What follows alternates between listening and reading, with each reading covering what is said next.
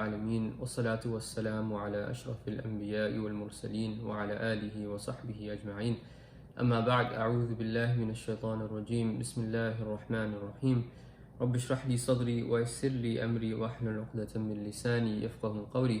Assalamu alaikum wa rahmatullahi wa barakatuh, brothers and sisters. Today, inshallah, we'll continue with our series, The Quranic Miracles, and we will discuss one example from Surah Al-Baqarah in the third juz. This is verse number 264.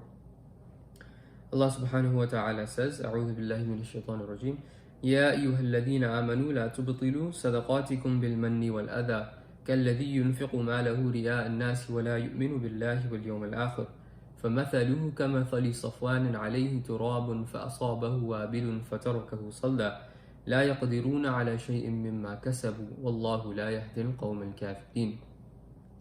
Now this is a very important verse for us because it gives us some guidelines on charity and what our intention should actually be, and something that we should think about every time that we're giving charity. So Allah subhanahu wa ta'ala says, Ya ayyuhal ladhina amanu, O you who believe, La tubtilu sadaqatikum bil manni wal adha, that do not nullify your charity with constant reminders, imposing yourself on other people, and with hurtful words.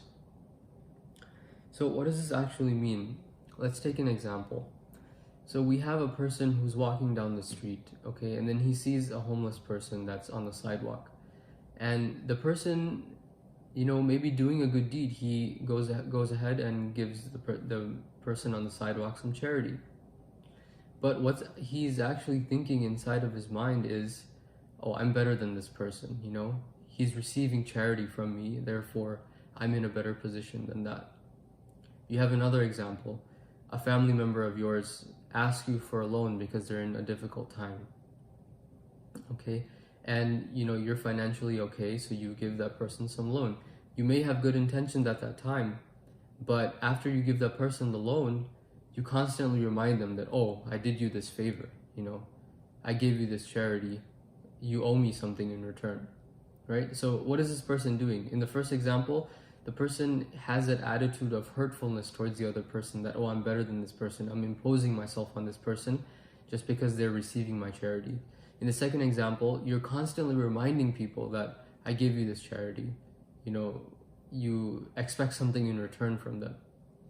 But Allah subhanahu wa ta'ala is saying that don't nullify your charitable good deeds by doing this, by imposing yourself, giving reminders and giving people hurtful words because of your charity, because you think you're in a better position than they are, making them feel less than what you are, right?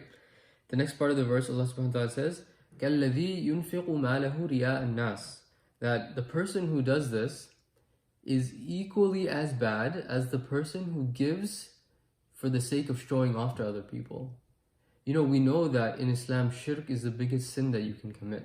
And a person, in a sense, when they're praying so that other people can watch them, to show off to the other people, when they're giving charity to show off to other people, this is a form of shirk.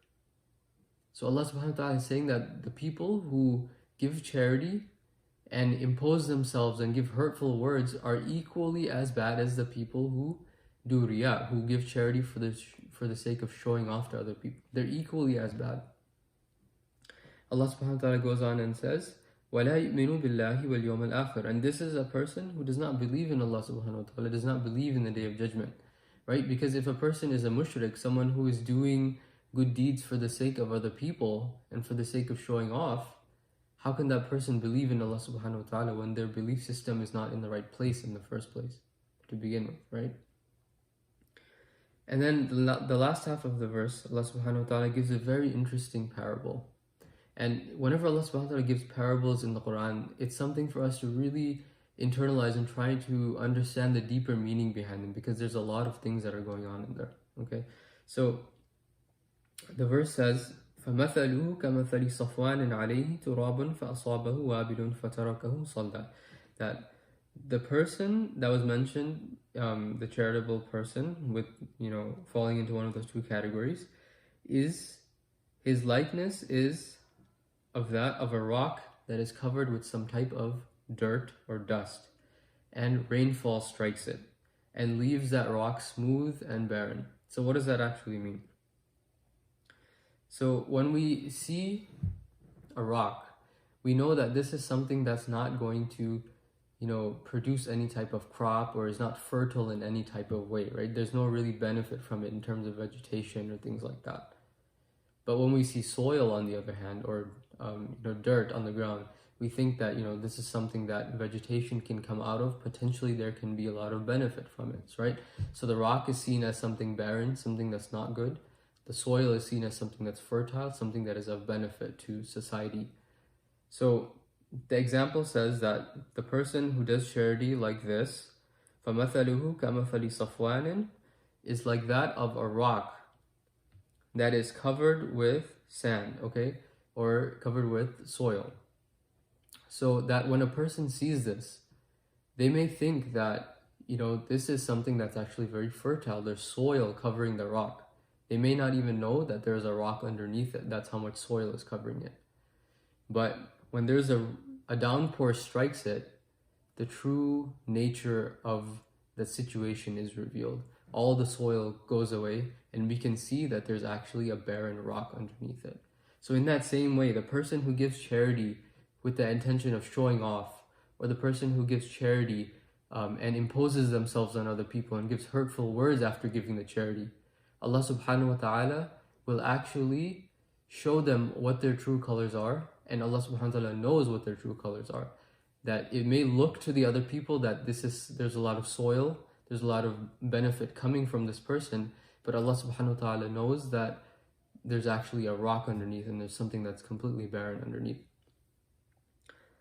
And the verse continues, لا يقدرون على شيء مما كسبوا, that they gain nothing from their efforts. That this person may think to themselves that, I'm giving so much in charity, I'm acquiring so many good deeds. But the reality is that because their intentions are not in the right place, and because they're imposing themselves and giving hurtful words to those people and constant reminders to those people who they give charity to, they actually acquire nothing from that. And Allah subhanahu wa ta'ala says, وَاللَّهُ لَا يَهْدِي الْقَوْمَ الْكَافِرِينَ, that Allah subhanahu wa ta'ala does not guide the disbelieving people.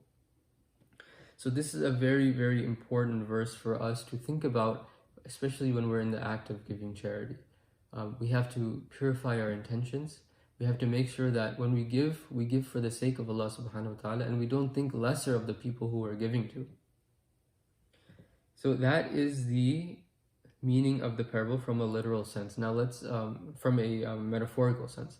Now let's look at the actual literal sense of the parable. So Allah subhanahu wa ta'ala is saying that there's a rock, right? And when we think of a rock, a boulder, for example, we see that it's a very smooth contour, pebbles, for example. Some people like to skip rocks, on a lake or a beach. And those rocks, they need to be very smooth. But the actual reality of it is that rocks weren't actually formed that way. They're just collections of dust that have been weathered, for many years. And, the concept of erosion, that weathering and water actually polishes the rock. The friction that results from it is what actually makes the rock very smooth.